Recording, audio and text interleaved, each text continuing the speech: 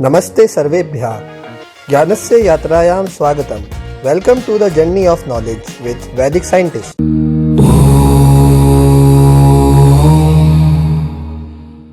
आज हम कंप्लीट करेंगे हमारी एक्सरसाइज 2.2 को। हमने 2.1 और इस चैप्टर की थ्योरी कर ली है। आप जाके उनकी वीडियोस को चेकआउट कर सकते हैं। एक्सरसाइज 2.2 के क्वेश्चंस में अब हमारे को पॉलिनोमियल की वैल्यू निकालनी है और कुछ पॉलिनोमियल्स हमारे को खुद से बनानी है और कुछ पॉलिनोमियल हमारे को खुद से बनाने हैं और फिर उनकी एक्स की वैल्यू निकालनी है। कैसे, पहले फर्स्ट क्वेश्चन को देखते हैं। Find the value of the linear polynomial P x 5x minus 3। तो हम इसको एक पी एक्स नाम दे देते हैं, 5x माइनस 3। पहली इसकी वैल्यू निकालनी x इक्वल्स टू 0, मतलब x की जगह पर क्या डालें 0। तो जहाँ पर भी x है वहाँ पर हम क्या डाल देंगे 0। तो 5 0 0 माइनस 3, हमारा आंसर हो जाएगा -3। डन। दूसरा पार्ट है हमारा p1 p माइनस 1। तो x की जगह पर -1 निकालना है, तो -1 डाल देते, -1 से मल्टीप्लाई करके -3। तो -5 -3 हमारा हो जाएगा -8। इजी। थर्ड पार्ट है हमारा p2। तो x की जगह पर 2 डालना है, -3, 5 2 जा 10, -3 हमारा आ जाएगा 7। डन। सेकंड क्वेश्चन सेम है, बस अब ये क्वाड्रेटिक पॉलिनोमियल का है। तो हमारा px है, इसको कुछ और नाम दे देते, qx दे दो, आपकी मर्जी है। qx हमारा है 7s², x नहीं बोलेंगे, अब s लगाएंगे यहाँ पर। तो 7s² माइनस 4s प्लस 6। पहला हमारे को निकालना है q0। तो जितनी भी जगह पर s था वहाँ पर क्या जाएगा 0। 0 का स्क्वायर करो, क्यूब करो, 0 ही रहेगा। तो ये सारी चीज़ें तो 0 बन जाएगी। एंड में बचेगा हमारे प्लस, एंड में बचेगा हमारे पास +6। सेकंड है हमारा q -3। जितनी भी जगह पर s है वहाँ पर -3 डाल देंगे। -3 का स्क्वायर -4 -3 प्लस 6। तो यहाँ से तो आ जाएगा हमारा -3 का स्क्वायर बन जाएगा 9 और माइनस माइनस प्लस 4 3 जा हो जाएगा 12 प्लस 6 7 9 जा 63 प्लस 18। सॉल्व होने के बाद हमारा आ जाएगा ये 81। ठीक है। और थर्ड पार्ट है हमारा s की जगह पर अब डालना है हमारे को 4। तो Q4 आ गया हमारा 7। 4 का स्क्वायर -4 × 4 प्लस 6। 4 का स्क्वायर 16, 7 × 16 -4 4 जा 16 प्लस 6। इसको सॉल्व करेंगे तो 7 6 जा 42, 7 1 जा 7 11 -6 प्लस 6। सॉल्व करने पर हमारा आ जाएगा 102। ये हमारा आंसर है। हमने दोनों क्वेश्चन कंप्लीट कर लिए। इसमें बस जो भी हमारा वेरिएबल है उसकी वैल्यू पुट करनी है। लीनियर वाला थोड़ा आसान होता है सॉल्व करने में, क्वाड्रेटिक में एक बार स्क्वायर करना होता है बस। अब थर्ड क्वेश्चन से हमारे को कुछ रियल लाइफ केस स्टडीज दी जाएंगी। हमारे को उसके बेसिस पे हमारे पहले को पॉलिनोमियल बनाना है और फिर उसको सॉल्व करना है। तो हमारे को क्या है, the present age of Salil's mother is 3 times Salil's present age. After 5 years their age will add up to 70 years। अच्छा, अब हमारे को लीनियर इक्वेशन सॉल्व करनी आती है ना, हम 8 तक 7 तक करते आए हैं। तो उसी का बस थोड़ा लॉजिक लगाएंगे। तो इसका आप अपने साथ भी रिलेट करके देख सकते हैं। कोई लड़का है सलील नाम का, सलील की मम्मी की अभी की उम्र सलील की उम्र से 3 गुनी है। तो हम किसकी एज लेके चलते हैं, यहाँ पर हम सलील लेके चलते हैं। ये सलील है और ये सलील की मदर है।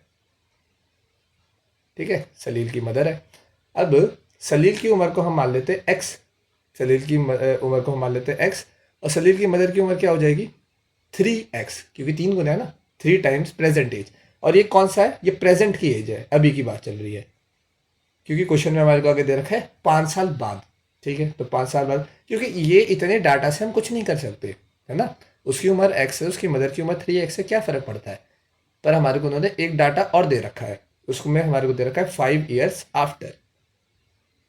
5 years आफ्टर, 5 साल बाद सलील की उम्र कितनी हो जाएगी, आप बताओ मेरे को।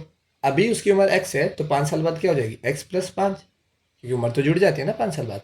और सलील की मदर की एज क्या हो जाएगी, सलील की मदर की एज 5 साल बाद हो जाएगी 3x + 5। ये उनकी 5 साल बाद की उम्र है। अब ये लोग क्या कह रहे हैं कि अगर हम 5 साल बाद इन दोनों की उम्रों को जोड़ दें, अगर इनको ऐड कर दे तो 70 आता है। अब यहाँ से हम निकाल सकते हैं, कैसे। सलील की उम्र में अगर हम उसकी मदर की उम्र ऐड कर दे तो हमारा आंसर आ जाता है 70, हमारी 70 ईयर्स बन जाती है।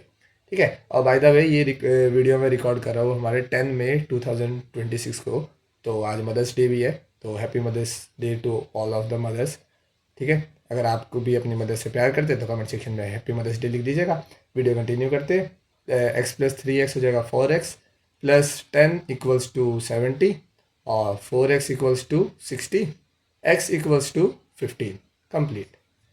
एक्स की वैल्यू आ गई। ये किसकी एज है? ये एज है प्रेजेंट डे में सलील की। सलील की मदर की एज क्या हो जाएगी? ये सलील की एज आ गई हमारी 15, तो उसकी मदर की एज क्या हो जाएगी? 15 का 3 गुना, जो कि हो जाता है हमारा 45।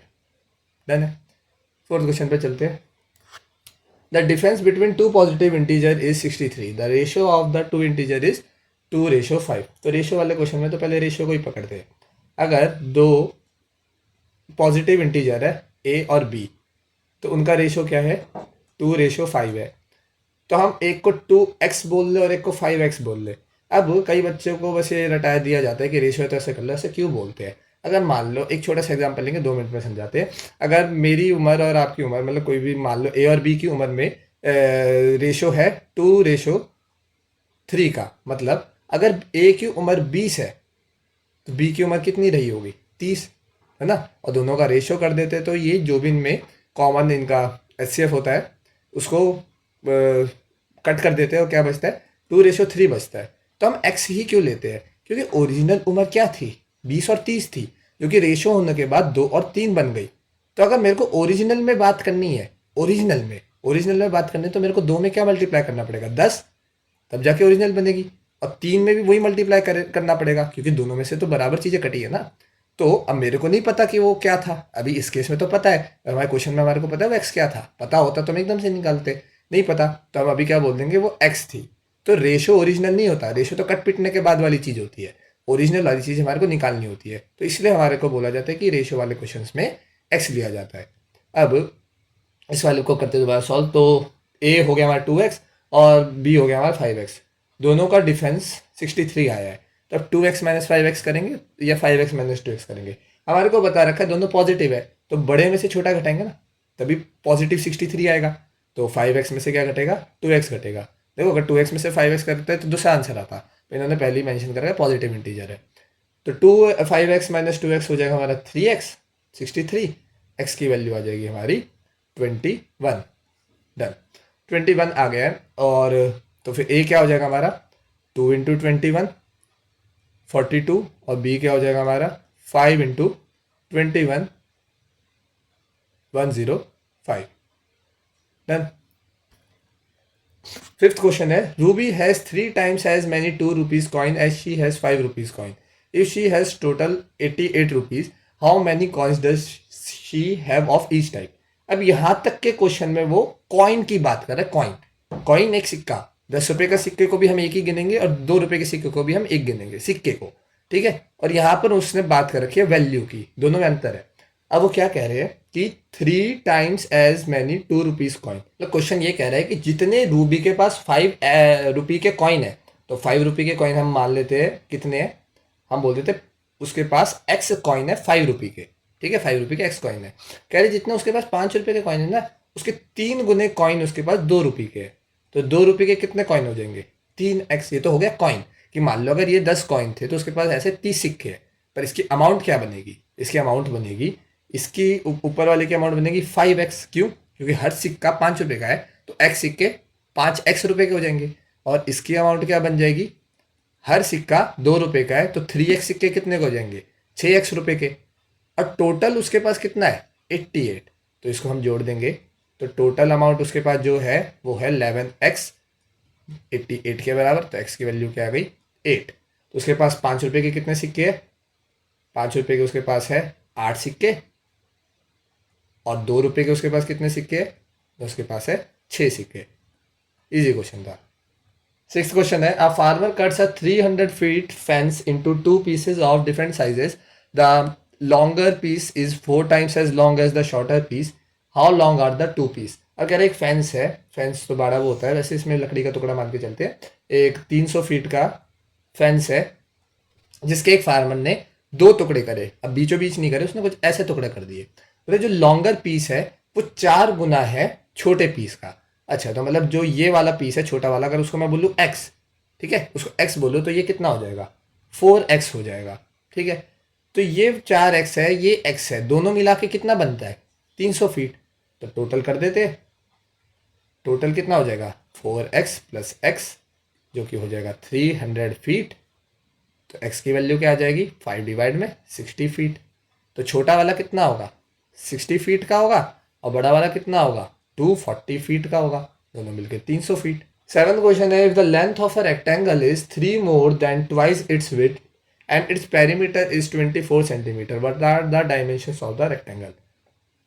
एक रेक्टेंगल दे रखा है, उसमें हमारे को लेंथ भी छुपा रखी है और विड्थ भी छुपा रखी है, दोनों के बीच का एक रिलेशन बता रखा है।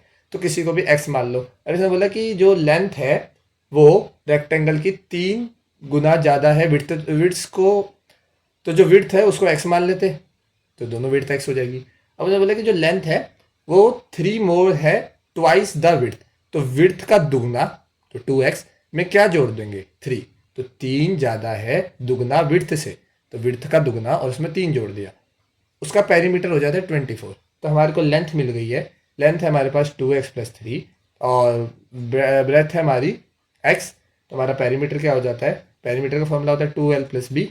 2l प्लस बी कैसे आता है, 2 लेंथ जुड़ती है और 2 ब्रेथ जुड़ती है, तो l में डालो 2x प्लस 3 और b में डालो x, और पेरीमीटर किसके बराबर दे रखा है, 24 के, तो इसको 24 के बराबर रखेंगे, तो ये आ जाएगा हमारा 3x प्लस 3, 2 वहाँ पर डिवाइड कर देंगे तो 12, तो x प्लस 1 हमारा आ जाएगा 4 के बराबर, और x हो गया हमारा 3 के बराबर। x की वैल्यू इजीली हमने निकाल दी। मैंने क्या किया, मैंने एक बार 2 को वहाँ डिवाइड करने के लिए भेज दिया और दोनों से 3 को कॉमन निकाल के 12 से डिवाइड करने के लिए भेज दिया। आपको जैसा तरीका आसान लगे वैसे कीजिए, और x की वैल्यू 3 ही आएगी दोनों तरीके से। अब आपको क्या निकालना, what are the dimensions of the rectangle. तो डायमेंशंस में हमने ब्रेथ तो निकाल दी, विड्थ निकाल दी, विड्थ आ गई हमारी 3 क्या है सेंटीमीटर में, और लेंथ क्या हो जाएगी हमारी 3 इंटू 2 प्लस 3, जो कि आ जाएगी 9 सेंटीमीटर। कंप्लीट हो गया 7th क्वेश्चन भी। हाँ, 7 तक ही थे हमारे क्वेश्चन। हमने एक्सरसाइज 2.2 भी कंप्लीट कर लिया।